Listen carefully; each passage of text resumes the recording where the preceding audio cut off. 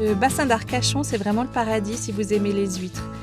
Et puisqu'il s'agit de défendre l'authenticité et le goût, j'ai décidé de vous amener à la rencontre d'une famille d'ostréiculteurs à l'Èche-Cap-Ferré.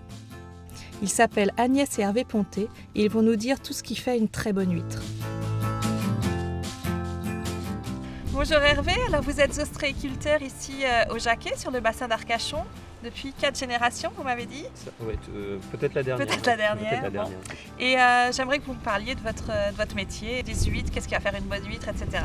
En général, il faut 2 ans et demi, 3 ans pour avoir une huître de taille commerciale. Oui. Ça naît en période estivale. Quand elles D'accord. vont être en lait, elles vont pondre. Et D'accord. notre métier d'ostréiculteur, on va poser des collecteurs et c'est la base de l'ostréiculture pour démarrer. Donc une fois que l'huître est collectée, elle est grande comment? Quelques millimètres. Et elle grossit de quelle quantité par an? C'est comme un enfant, ça grandit plus vite dans les 18 premiers mois de l'année, Oui. de leur vie, et après ça grossit que périodiquement avec des phases de croissance, exactement, de printemps ou l'automne avec des bonnes conditions climatiques et du plancton. Qu'est-ce qui va faire la qualité d'une bonne huître? À quoi on la reconnaît? Il faut des bonnes conditions climatiques, il faut de la nourriture comme chaque être vivant, et puis après un peu de chance et que la nature nous aide aussi. D'accord. Et en tant que consommateur, qu'est-ce qui va faire qu'on sait qu'une huître qu'on va acheter, elle est bonne ou pas? Il y a des terroirs et des qualités. Voilà. Il faut que des conditions apportent suffisamment de nourriture. Et après, il faut certainement beaucoup de temps. Il faut beaucoup d'amour. Voilà. Beaucoup de travail. Du travail pour effectivement que le produit arrive à des bonnes qualités. Ouais. Ici, on est au Jacquet, sur le bassin d'Arcachon. Donc, est-ce que les huîtres d'ici, au Jacquet, est-ce qu'elles ont le même goût qu'à l'île aux Oiseaux, à quelques centaines de mètres ou milliers de mètres d'ici? En général, ça peut avoir le même goût, mais ça fluctue par rapport aux conditions de stockage, de conditionnement et puis des aléas de la nature. Une fois qu'on a acheté notre huître, comment on la conserve?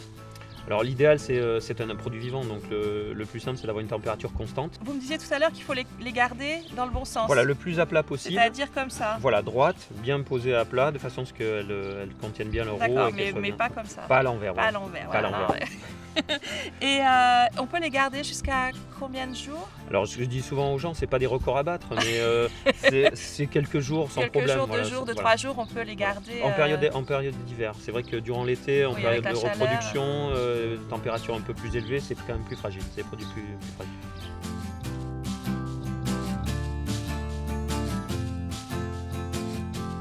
On peut parler des huîtres triploïdes parce que je sais qu'ici vous faites des huîtres naturelles, on va dire. Une huître triploïde, c'est une huître qui est née en milieu artificiel, dans des écloseries, et qui est manipulée de façon à ce qu'elle n'ait pas de reproduction.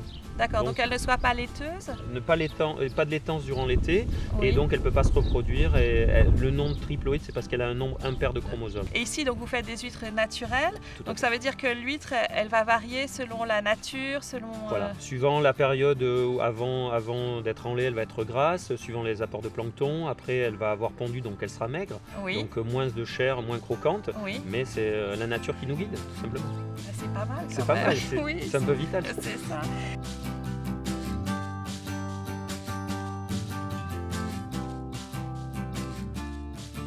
Donc Hervé, on est arrivé ici sur les tables. Donc qu'est-ce qui s'est passé entre le naissin et puis cet endroit?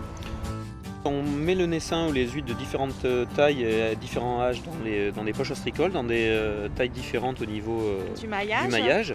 Et en travaillant surélevé là, donc on va les changer d'endroit périodiquement, suivant la grosseur, suivant l'endroit où elles vont. Mais à quoi ça sert de mettre les huîtres dans les poches? La culture avant se faisait directement au sol. Là, on travaille depuis une quarantaine d'années directement surélevé, donc elles sont mieux conditionnées au niveau de la nourriture et plus facilement pour les travailler. Ces poches, vous les retournez de temps en temps? Voilà, on les tourne. On les dédouble, on les manipule régulièrement, plusieurs fois dans l'année. Et plus l'huître grossit, moins vous allez en mettre dans les poches? Exactement, tout à fait. Parce que là, il y a combien d'huîtres à peu près dans ces poches? Là, il y a peut-être 200 huîtres.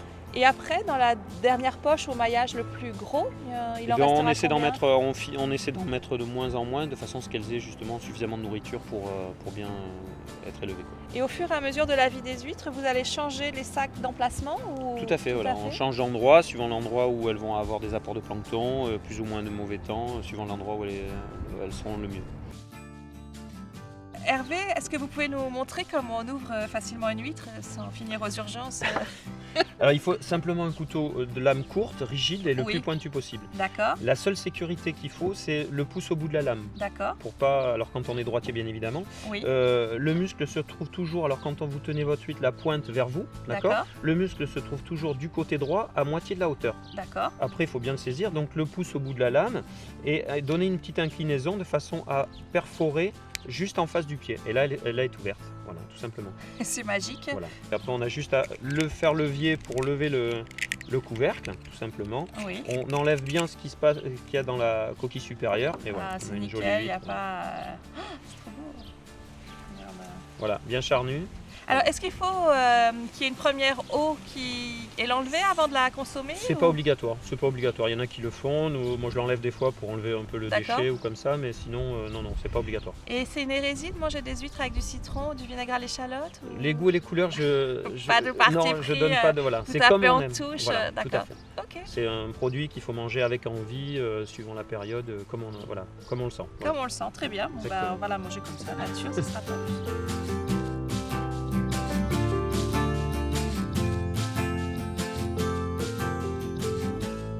L'huître est l'un des produits de la mer les plus connus, surtout ici sur le bassin d'Arcachon.